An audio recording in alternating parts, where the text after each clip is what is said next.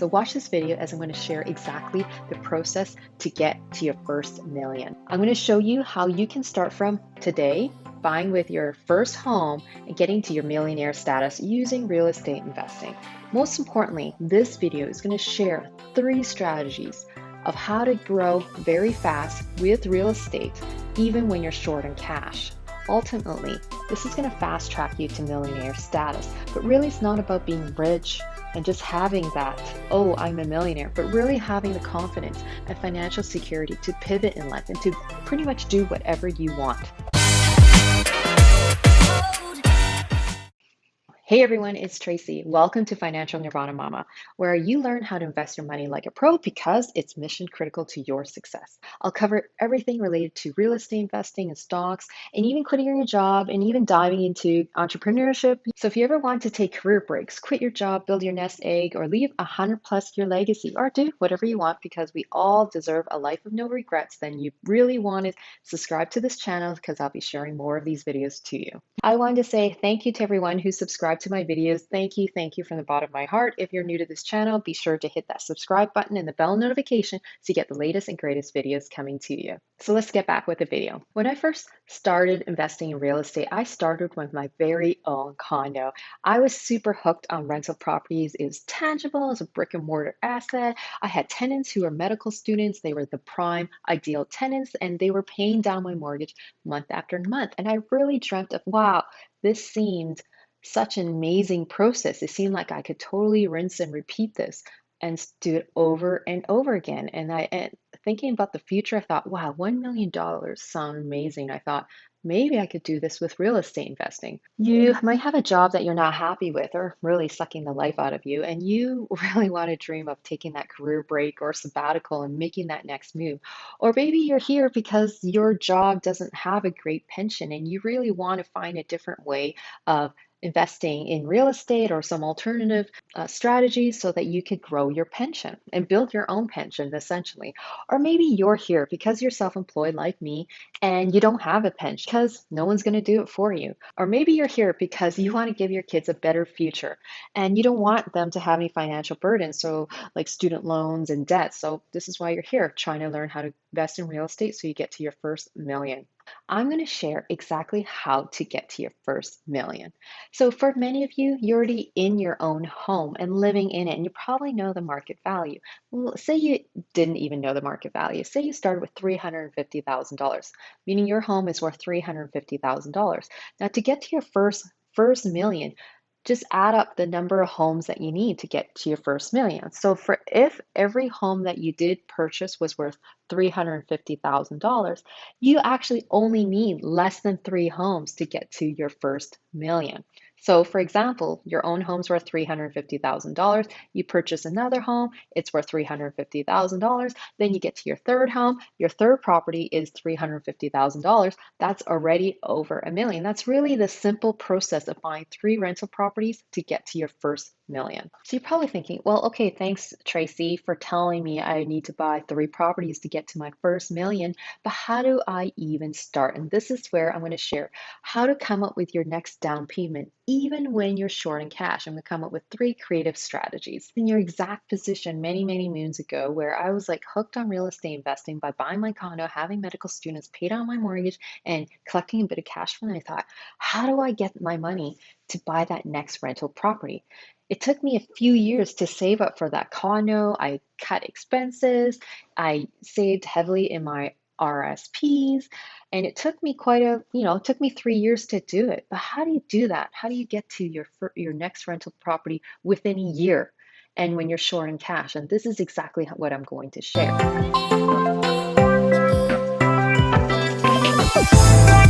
Now, the first strategy involves really buying a home that you can see yourself moving into. And really, how that works is that you only need 5% down payment, assuming that your home is under $500,000, because anything over $500,000, then can only put in 5% down payment for the first $500,000, and then you have to put in 10% over that next $500,000. So whatever that delta is over $500,000, you have to put in 10% down payment. But let's keep it super simple. Let's just say that you're the next home that you want to move into and convert to a rental property, you could see yourself living in for 6 months to a year. And how this works is you just need to put 5% down on that property. And then I would recommend buying a property that requires a bit of sweat equity, where you could do a bit of updates, quick cosmetic changes like a paint job, changing the carpet to hardwood, changing the doorknobs, changing some kitchen knobs. You could watch that video about fast and easy renovations to boosting your rental income in a rental property. Anyway, I don't want to go into too much detail. All I'm getting at is the ideal strategy is just buying a fixer-upper that you can move into. And I did that exactly. I moved out of my condo and bought this mushroom home, and I put in a bit of sweat equity. I lived in there for a year, and then I moved out. And by the time I moved out, I forced appreciate not only that property, but the rental income was high enough that completely cash flowed. So I decided to move out and go buy my next home. Maybe you don't want to do the same thing. You don't have to buy a single detached home like I did. You could buy a duplex, you could buy a triplex, you could buy a fourplex, and decide to, hey, live in one of those units and then rent out the rest of the units. This is all really good stuff. I really want to share the reality of doing this. When you move into a duplex or a triplex, you're living with tenants, you're sacrificing a bit of space, and that might not be what you want. So you need to figure out, does it really line up with your lifestyle? Is that really what you want to do?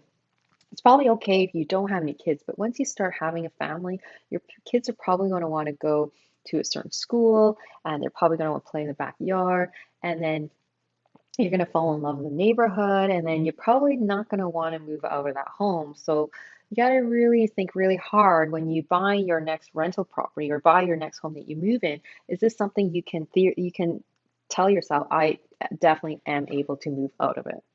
The only thing about this first strategy that it's going to be really, really hard to continue on with this process for a very long time, especially if you're growing a family. And it's because also you want to do this as a business. And also you got to think of, as you're continuing on this process for more than one or two times, probably the banks and the government is going to figure out that you're doing this as and treating this like a business. So it's okay to do one or two of these types of investment properties where you move out and then you convert your last property as a rental property, rinse and repeat.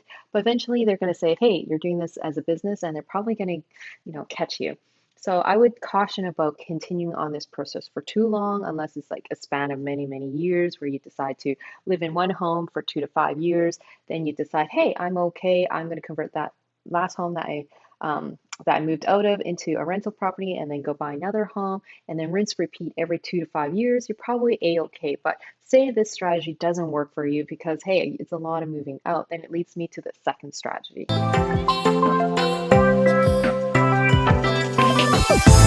So it leads me to the second strategy, which is really using other people's money. Essentially, you introduce a cash partner, and ideally a silent cash partner, because you've defined your roles and responsibilities between this partnership, where this silent cash investor really is leveraging your skill set for finding the property, being able to crunch the numbers to ensure that cash flows, that you know how to also crunch the numbers and forecast what's the return on investment for the silent cash partner. You're going to find the tenants, you're going to oversee the property, or you manage it yourself and then return, most importantly, wealth to that partner year after year and a bit of cash flow. Now, this strategy is awesome because it doesn't require a lot of your cash. You can basically not put anything down except your skill set.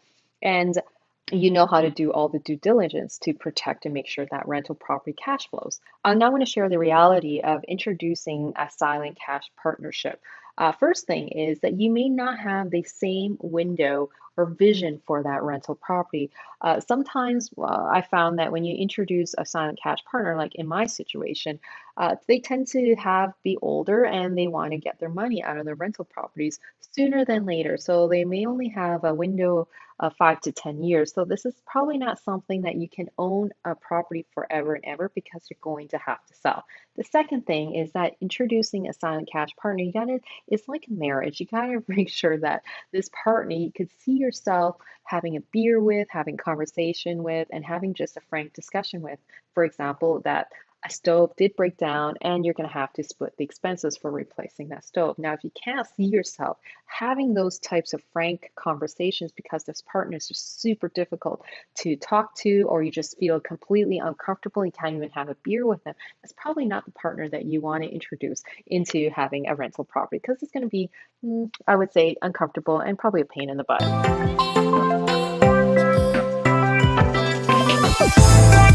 Say you've exhausted all your resources, you've already introduced a silent cash partner, and you're like, okay, well, I still want to continue buying another rental property. This is probably going to be my last rental property, so I'm going to share the third strategy.